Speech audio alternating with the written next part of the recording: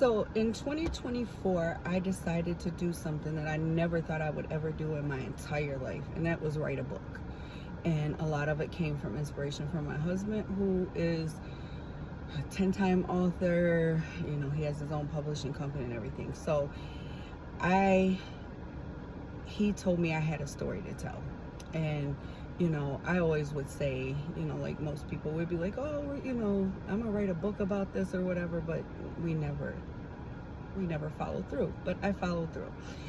And the story was about my daughter. When I was 19, I got pregnant, and I went to every doctor's appointment. I did everything I was supposed to do. I didn't drink, didn't smoke, didn't do drugs, didn't do any of that kind of stuff. And in the 8th month, it was like towards the end of the 7th month, I didn't feel right. I was starting to feel weird. I even was having dreams about, it was crazy because I had a dream that my baby was knocking on my stomach, and I had a glass stomach, and it was saying, "Mommy, help me." And it was just crazy. But anytime I got into the bathtub, she always kicked like crazy. Like, she was just so active. Like, she was active other times, but really active, when you got into water. And she wasn't moving. And I'm like, okay, something's not right. So I went to the emergency room to the doctors I was going to was actually at the hospital. It was like a clinic off the hospital or whatever. And I went, and they first told me nothing was wrong.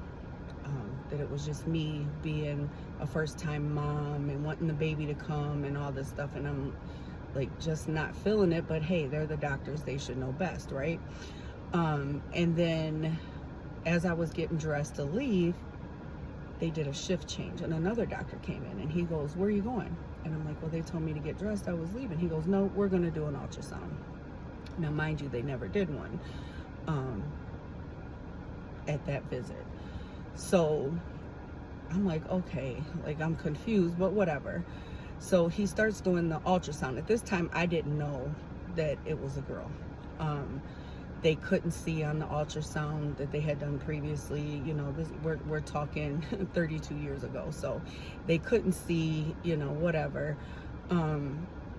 So my curiosity is, okay, well, they act like nothing was wrong, so I'm not thinking anything's wrong. I think he's just doing this, And so I'm asking him, like, well, what's the sex? And I'm trying to look around, like, they should be able to see by now and everything. And he starts turning the monitor. And when he starts turning the monitor, I get nervous. I'm like, okay, what's going on? So I'm asking him, and he's not answering me at all.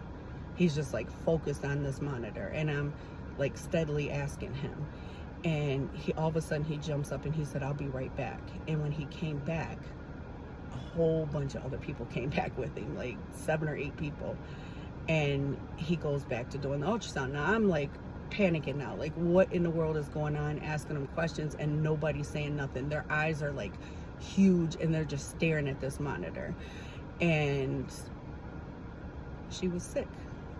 She had been sick for a long time, and nobody caught it. And there's a lot in this book that tells you the day by day, the moment by moment things that went on. And ultimately at that hospital, a different doctor came in. She was like the head doctor, and of all this. And she comes in, and she's just like breaking it down to me, like, this baby's not gonna make it. There's nothing we can do for you.